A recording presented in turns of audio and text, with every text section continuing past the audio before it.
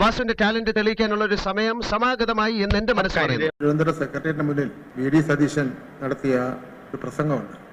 കാണിച്ചു തരാം.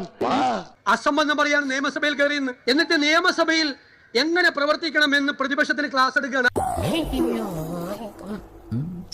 എന്താ ഉറക്കം വരുന്നു. ശിവൻകുട്ടി വിഡ്ഢിത്തം മാത്രം പറയുന്ന ആളാണെന്നും ഇവരൊക്കെ വിദ്യാഭ്യാസ മന്ത്രിയാകുമ്പോൾ സ്കൂളിൽ പഠിക്കേണ്ട ഗതികേട് നമ്മുടെ കുട്ടികൾക്ക് ഉണ്ടായല്ലോ എന്നും സതീശൻ പരിഹസിച്ചു.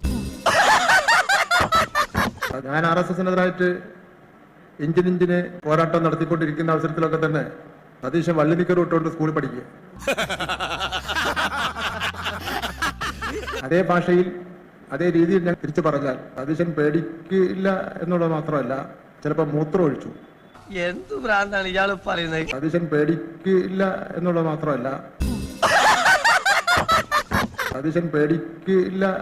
മാത്രമല്ല ചിലപ്പോൾ മൂത്രം ഒഴിച്ചു. എന്തെന്നും അത് ഈ പറഞ്ഞാലോ നിന്നൊക്കെ എന്തിനു കൊള്ളാടാ?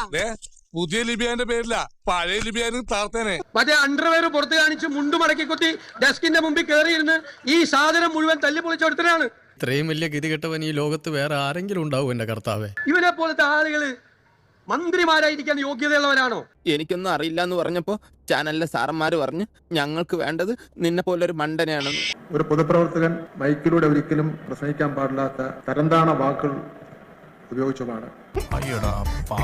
എനിക്ക് ഡിപ്പാർട്ട്മെന്റിൽ അത്യാവശ്യം ചീത്തപ്പേരുണ്ട്. അതെനിക്കറിയാം. അറിയാലോ, പിന്നെ നീ ആയിട്ട് അതിന് മൈലേജ് കൂട്ടണ്ട. വി.ഡി. സതീശന്റെ സംസ്കാരത്തെ സംബന്ധിച്ചിടത്തോളവും അഹങ്കാരത്തെ സംബന്ധിച്ചിടത്തോളവും ആരെയും എന്തും പറയുന്ന സ്വഭാവക്കാരനാണെന്നുള്ള നിലയിൽ കേരളം ഇന്ന് അറിഞ്ഞു കഴിഞ്ഞ കാര്യമാണ്. ഡീസന്റ് ആയി പോയതുകൊണ്ട് നിന്നെ പോലെ തറയാവാൻ എന്നെ കൊണ്ട് പറ്റില്ല കേട്ടോ.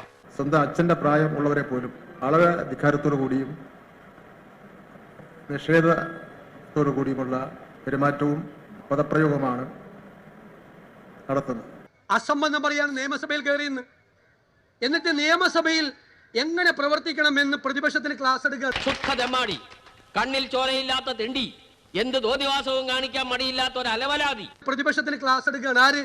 മറ്റേ അണ്ടർവെയർ പുറത്ത് കാണിച്ച് മുണ്ടു മടക്കി കുത്തി ഡെസ്കിന്റെ മുമ്പിൽ കയറിയിരുന്ന് ഈ സാധനം മുഴുവൻ തല്ലി പൊളിച്ചെടുത്തതാണ്. ഡെസ്കിന്റെ മുമ്പിൽ കയറിയിരുന്ന് ഈ സാധനം മുഴുവൻ തല്ലി പൊളിച്ചെടുത്തതാണ്.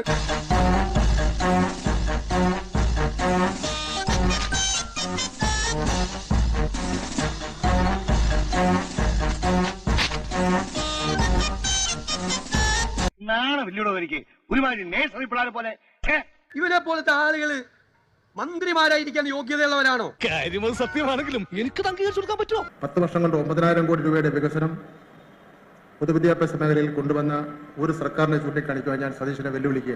ഇതൊക്കെ ആരെങ്കിലും വിശ്വസിക്കോ? പിന്നെ വിശ്വസിക്കാണ്ട് എല്ലാവരും വിശ്വസിക്കും.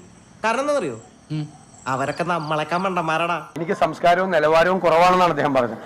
അദ്ദേഹത്തിന് വളരെയധികം സംസ്കാരവും നിലവാരമുള്ള ആളാണ് അദ്ദേഹം. ഊതിയതല്ലേ, കാറ്റടിച്ചപ്പോ മനസ്സിലായില്ലേ? ഞാൻ നിലവാരം കുറഞ്ഞ ഒരാളാണ്, അദ്ദേഹത്തെക്കാൾ നിലവാരം കുറഞ്ഞ ഒരാളാണ്. അദ്ദേഹത്തിന് എന്നേക്കാൾ നിലവാരവും എന്നേക്കാൾ സംസ്കാരമുള്ള ഒരാളാണ്. ഞാൻ തർക്കിക്കാനും വഴക്കിടാനും ഇല്ല. ഇവിടെ എന്താ ഒരു പടക്കം പൊട്ടുന്ന ശബ്ദം കേട്ടെ? പടക്കമല്ല സാർ, എന്റെ കരണം പൊട്ടി ശബ്ദം കേട്ടത്. ഞാനൊരു ചെണ്ടയാണെന്നാ ഇവിടെ ഉള്ളൊരു വിചാരം. എല്ലാരും വന്ന് ഇടക്കിടക്ക് കൊട്ടും. നീ എന്തിനാണ് ഈ ലോകത്ത് ജനിച്ചിരിക്കുന്നറിയാം? എന്റെ കാലിലായിട്ട് ഇത് ഇന്നും ഇന്നലെയും തുടങ്ങിയാൽ നീ ഒരു ഉപകാരം ചെയ്യോ? ആ ഡ്രൈവിംഗ് സീറ്റിലോട്ട് കയറി ഞാൻ ഇവിടെ ഇങ്ങനെ കിടക്കാം. നീ ആ ഫസ്റ്റ് ഗിയർ എന്റെ നെഞ്ചത്തൂടെ കയറ്റി ഇറങ്ങാ പുല്ലേ.